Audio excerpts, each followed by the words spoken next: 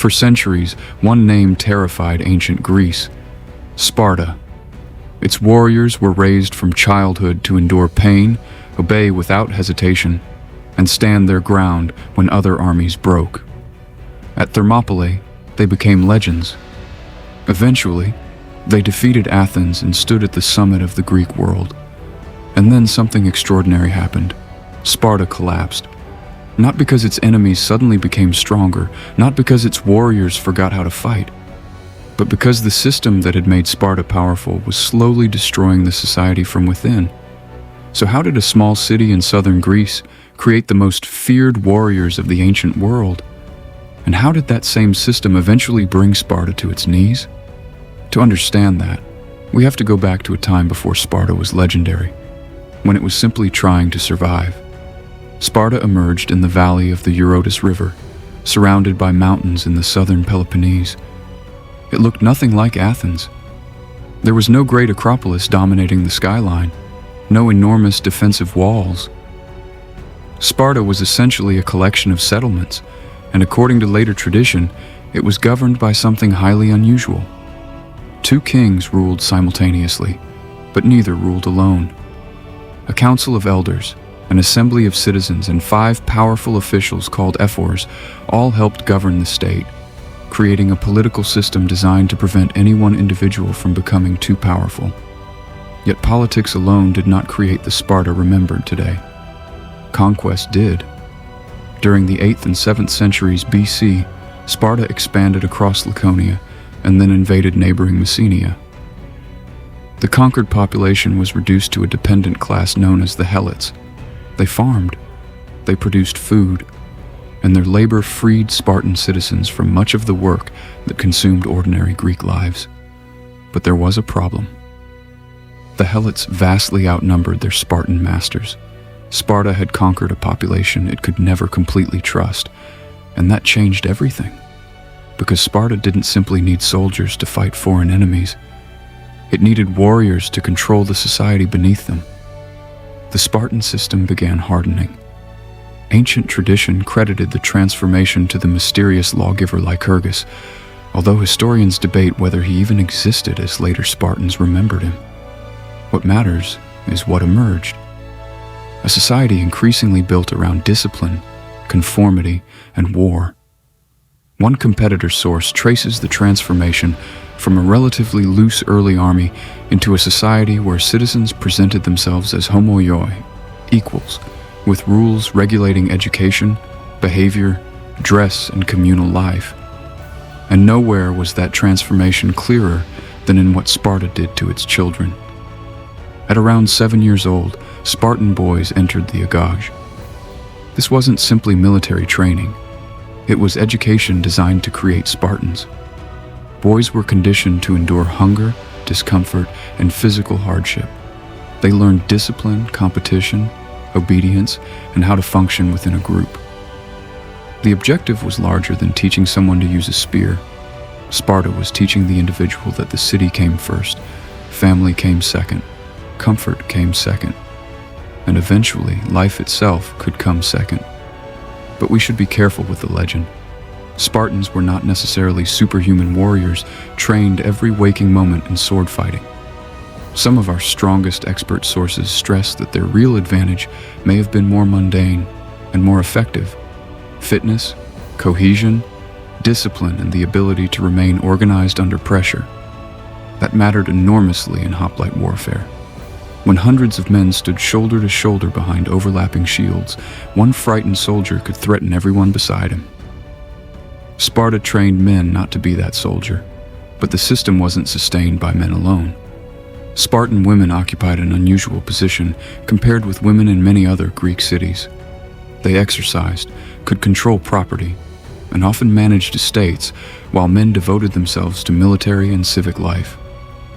Every part of society served the same purpose: preserve Sparta. And by the 6th century BC, it seemed to be working. Sparta became the dominant land power of the Peloponnese. Instead of conquering every neighbor directly, it created a network of allies historians call the Peloponnesian League. Sparta now possessed something more powerful than an army. It possessed a reputation. Then came the enemy that would turn that reputation into legend. In 480 BC, Persian king Xerxes invaded Greece with an enormous army. The Greek city-states faced an enemy larger than anything most had encountered before. Sparta joined the resistance. And at a narrow pass called Thermopylae, King Leonidas took command of a Greek force sent to delay the Persians. The popular legend remembers only 300 Spartans, but they were not alone. Thousands of other Greeks fought at Thermopylae. Still, when the Persian army found a route around the pass, Leonidas remained with a smaller force, including his Spartans, to cover the retreat. They were surrounded and destroyed. Militarily, Thermopylae was a defeat, but psychologically, it was something far greater. The story of warriors who chose death rather than retreat became inseparable from Sparta itself. The legend only grew when the Greeks defeated Persia the following year, with a huge Spartan-led army playing a central role at Plataea. Sparta had become more than powerful. Sparta had become frightening. But defeating Persia removed the enemy that had temporarily united Greece. And another power was rising. Athens. Athens emerged from the Persian Wars with the greatest navy in Greece and built an alliance that gradually became an empire. Sparta dominated on land. Athens dominated at sea. Two completely different societies now stood at the center of the Greek world, and neither could ignore the other. Then, in 464 BC, disaster struck Sparta. A devastating earthquake killed many people and helped trigger a major Helot revolt. For a society supposedly feared across Greece, this exposed Sparta's deepest vulnerability. Its warriors could defeat armies abroad, but they could never completely escape the population they controlled at home. Sparta even requested assistance from its allies. Athens sent troops, but the Spartans dismissed the Athenian contingent, worsening relations between the two powers. The rivalry intensified. Eventually, in 431 BC, the Greek world exploded into the Peloponnesian War. The struggle would last, with interruptions, for almost 3 decades. Sparta ravaged Athenian territory. Athens used its fleet to strike around the Peloponnese. Neither could easily destroy the other, and Sparta discovered something dangerous. The military system that had made it formidable did not make it invincible. At Sphacteria in 425 BC, more than 100 full Spartan citizens surrendered to Athens. For Greece, it was shocking. Spartans could surrender. The myth had cracked. But Athens made catastrophic mistakes of its own, most famously its disastrous expedition against Syracuse. And Sparta adapted. With Persian financial support, it built a fleet capable of challenging Athens at sea. Finally, in 404 BC, Athens surrendered. Its walls were torn down, its empire collapsed, and Sparta achieved what generations of warriors had fought for. It became the dominant power in Greece. This should have been Sparta's greatest moment. Instead, it was the beginning of the end. Sparta had been extraordinarily good at becoming powerful. It proved far less capable of managing power. Spartan commanders and governors appeared across the Greek world. Former allies increasingly saw Sparta not as their protector, but as another hegemon imposing its will. Wars continued, and every war cost Sparta something it could barely replace: Spartan citizens. The number of full Spartiates had been declining for generations. Citizenship depended upon maintaining economic and social requirements, including contributions to communal messes. Men who could no longer meet them could lose their status. Land and wealth became increasingly concentrated. War killed others, and Sparta remained extremely reluctant to expand citizenship broadly enough to replace them. The result was oliganthropia, a shortage of Spartan citizen manpower. Some of the competitor material emphasizes precisely this vicious circle. Fewer citizens meant increasing reliance on perioikoi, allies and mercenaries, while the exclusive citizenship system made replenishment extraordinarily difficult. The system designed to create an elite had created another problem. The elite was disappearing. Then came Thebes. In 371 BC, a Spartan army confronted the Thebans at Leuctra. For generations, Greek armies had feared facing Sparta directly. The Theban commander Epaminondas did something different. He concentrated extraordinary strength on one section of his line and smashed directly into the Spartan elite. The fighting was brutal. King Cleombrotus was mortally wounded, hundreds of Spartan citizens fell, and the army that Greece had once considered almost unbeatable broke. The consequences were devastating. Thebes invaded the Peloponnese, and then it attacked the foundation upon which Spartan society had rested for centuries. Messenia was liberated. Sparta lost territory, wealth, and crucially, the helot labor that had helped sustain its citizen warrior class. Thermopylae had created the legend.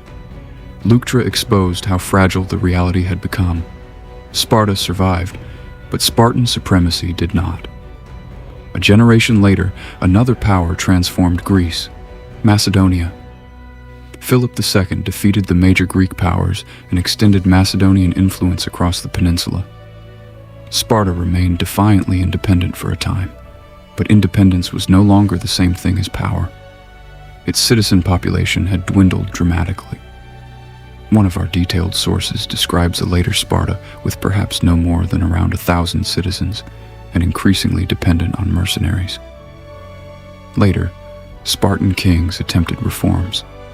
Some tried to redistribute land. Others attempted to revive the ancient discipline that supposedly had made Sparta great. But the world had changed. Macedonian kingdoms dominated Greece. Then Rome arrived. By the 2nd century BC, Sparta's independence was effectively finished. Yet something strange happened. The weaker Sparta became, the stronger its legend grew. Romans traveled there, fascinated by Spartan customs. Ancient writers celebrated its discipline.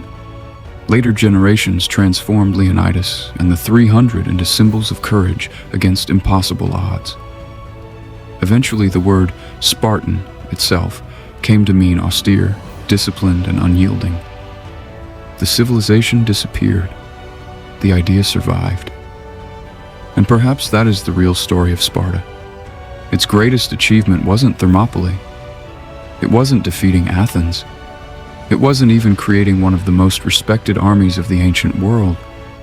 It was creating a system so powerful that the world still remembers the people it produced more than 2,000 years later.